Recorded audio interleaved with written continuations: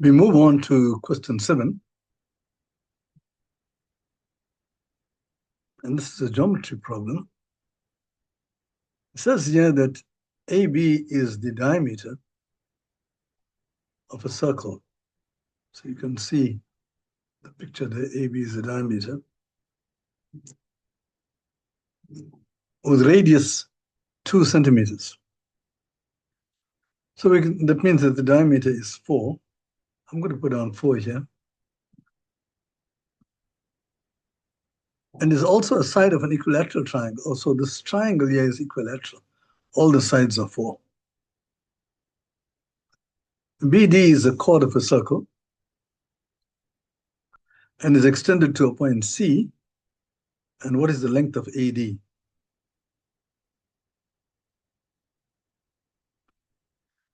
Well, look, the angle in a semicircle is 90 degrees. So if you got a diameter, this angle here is 90 degrees. This is a well-known theorem in geometry. Right. So now what you have is a perpendicular from this point to the opposite points of an equilateral triangle. These two sides are equal, and these two angles are 90 degrees. This is common. These triangles are congruent, which means that both these are equal. Right? CD and DB are equal because these two triangles on either side of AD, they are congruent. But this length of BC is 4. It's an equilateral triangle. So that is 2. So immediately you've got what AD is using Pythagoras. AD squared is equal to 4 squared minus 2 squared. 16 minus 4. So AD is equal to square root of 12. If you don't like that, it's 2 root 3. But square root of 12 is better. Okay, now we can move on to question 8.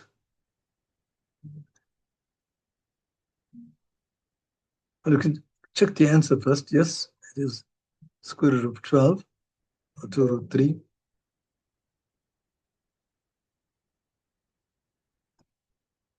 Let's get on to question 8. Question 8 says that the square ABCD has side length 1 centimeter. Okay, so what you've got on the outside is a square. All the sides are 1. And you've got two equilateral triangles, ABY and CDX, drawn like this. Find the line segment XY. See, intuitively, you can see that XY is going to be parallel to these sides. But how do you prove that? And it looks as if this XY, if you extend it, is going to be perpendicular to DC.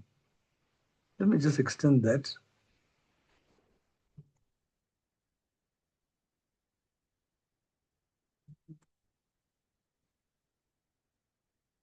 I don't know why they put these X's and Y's right in the middle like that. So I've extended this entire line here.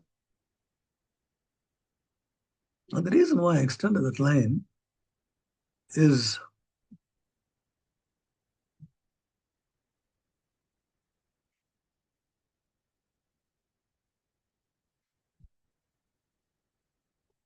you see, in an equilateral triangle, each point is on the perpendicular bisector of the other side. I think we have to use that argument. Every point in an equilateral triangle lies on the perpendicular bisector of. In fact, in any isosceles triangle, you always have the vertex. The vertex is on the perpendicular bisector of this line. In other words, if you take the midpoint of this line and you draw perpendicular, it will go through that. That's a perpendicular bisector. So this point here, Y, well, it's not really Y, it's the other one, what I'd extended. Right? This point lies on the perpendicular bisector of DC, and likewise, this point here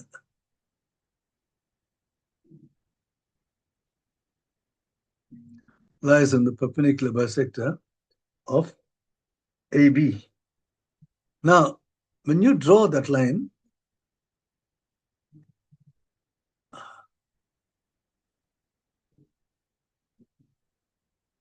so this line here, which divides the square into two equal parts, that is the perpendicular bisector of DC. It's exactly the same as this.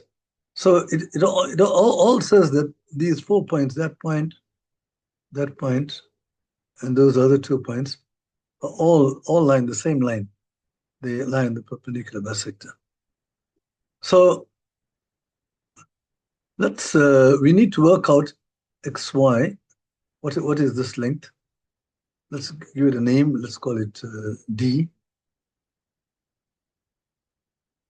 Right?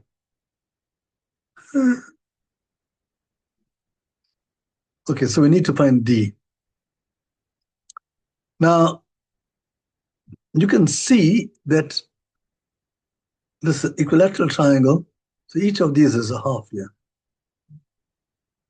because the sides are equal to 1. And this DC, or at least what is this? This is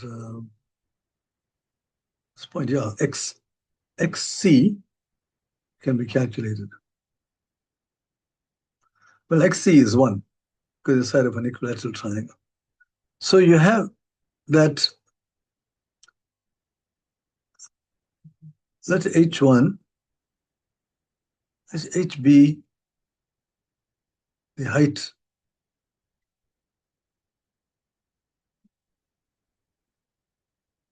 from A to DC.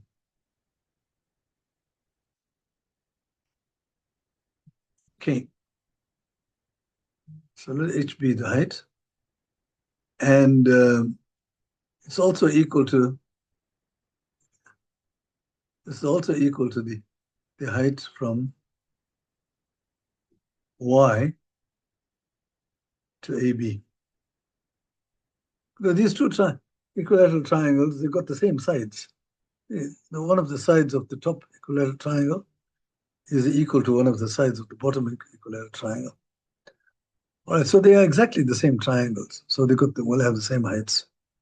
And this height is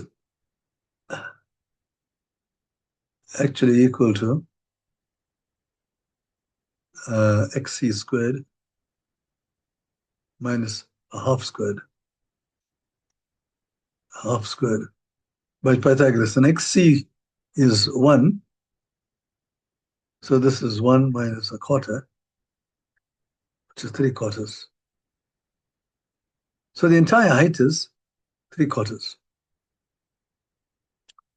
Now, if you call this point, this length from here to here, if you call it X, and you call this one here X also, then you will see that H plus 2X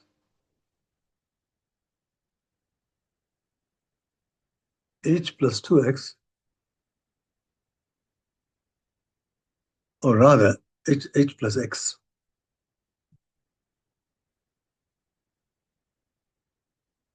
The height plus the small thing here is going to be equal to 1. Right? So your D is actually equal to H minus X. This D here, it's equal to the entire height minus this X. So X is 1 minus H. So D is 2H minus 1.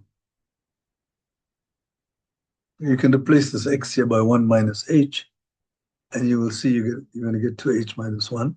But we calculated H squared. This is H squared, Pythagoras. So we did calculate H squared. So H is equal to square root of 3/4. H squared is equal to a quarter. So that's √3/2. So 2H is √3. h is square root of 3 divided by 2, so 2h is root 3 minus 1, and that is the answer to the question. Because the question was, find the length of this segment xy. It took a long time to do it. I suppose trying to explain where we are, what the rationale for our claims and our basis is. Often I could have just said this line here divides DC and AB equally. I could have said it. And nobody would have betted an eyelid because it's true. But I needed to explain why that is the case. I hope you understood that one. Okay, so the answer is root 3 minus 1. I'm going to clear all the drawings and check to see. Oh, you see how quickly I got to this answer. Root 3 minus 1. So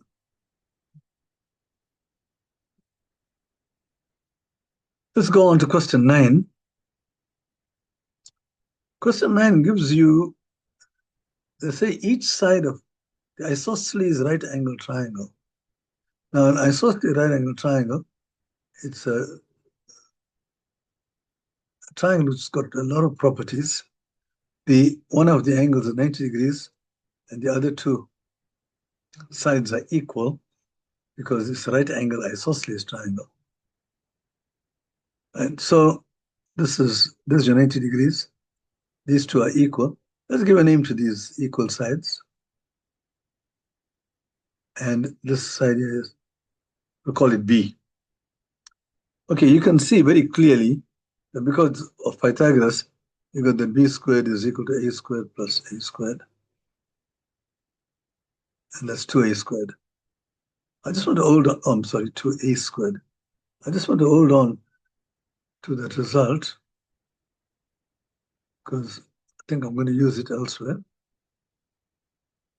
Okay, so the question is now, what is the sum of the areas of the three semicircles? Oh, no, what is the area of the triangle? If you know the areas of the sum of the three semicircles. Well, let's just first find a general rule for the area of a semicircle, given the diameter. So if you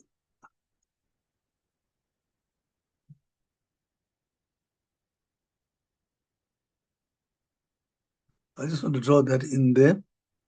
So if you take a semicircle got a diameter D,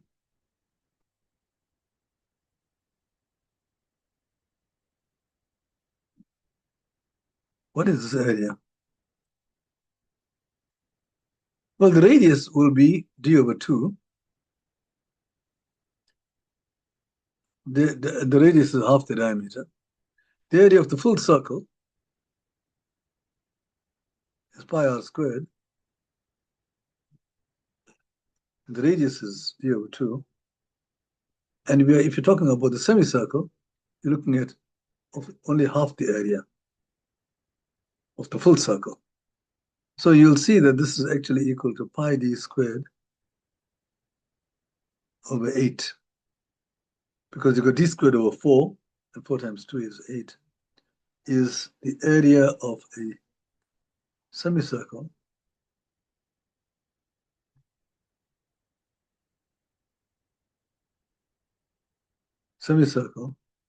having diameter d.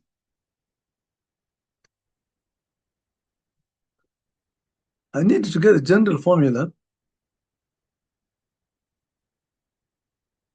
because we got the areas of 3 semicircles and we know the diameters.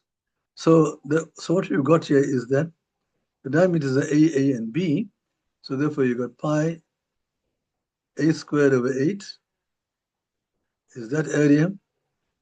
Then the other one is also pi squared over 8. And this is pi B squared over 8. So that's the area of this shaded area. And we know that the sum of the areas of the three semicircles is 450 pi.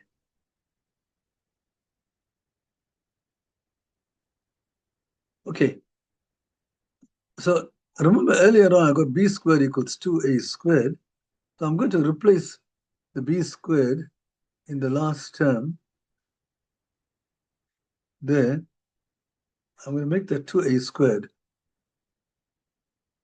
So I got 2 pi a squared. So you got pi a squared, pi a squared, pi a squared. The 2 pi a squared, you got so 4 pi a squared at the top. So you got pi a squared over 2 is equal to 450 pi. The pi's cancel. A squared is 900. All right. But the area of the triangle, that's easy. Area of a triangle is half base times height. And if you take this as a base, then that becomes the height.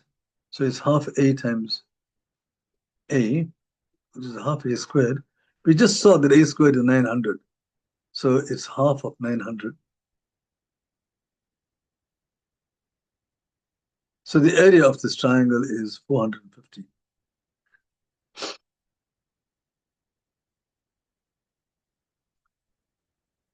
Okay, so that's the answer to that question. Let me just check. Remember, the area is 450. I'm going to delete all this and check my solution. So there it is. So the area of the triangle is 450. Okay. I get on to question 10.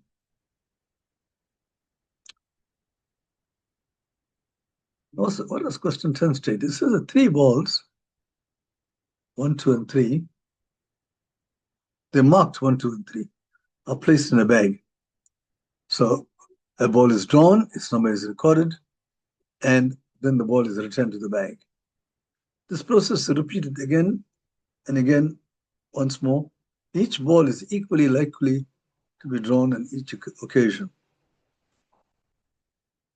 All right. Now you're drawing 3.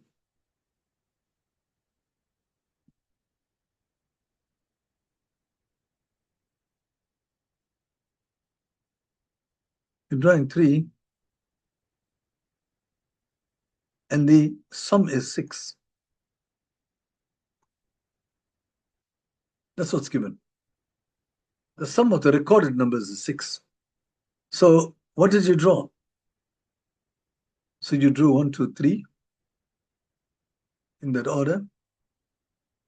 The order is important because you got the first ball is drawn and returned to the bag and so on. So you could have had 1, 2, 3, 1, 3, 2, 2, 1, 3, 2, 3, 1, and 3, 1, 2, 3, 2, 1. These are the possible draws to get the sum of 6. And only the amount 1, 2, and 3. To get 6, you have to draw all 3. There's only one other possibility, and that's 2, 2. 2, 2, 2. Right? There's no other possibility that you can get to get the sum 6. Now they say, what is the probability that the ball number 2 was drawn 3 times? So this is your success story. Right? How many have you got here? How many possibilities are there out there?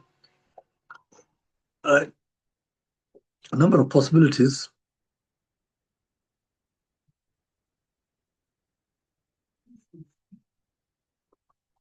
is 7.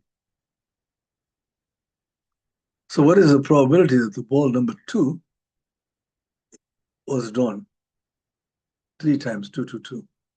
So the answer is, there's only one time when you got all 3 2s. So, and there are 7 possibilities. So the probability is the number of success over the total number, which is 1 over 7. So that is the solution to Question number 10.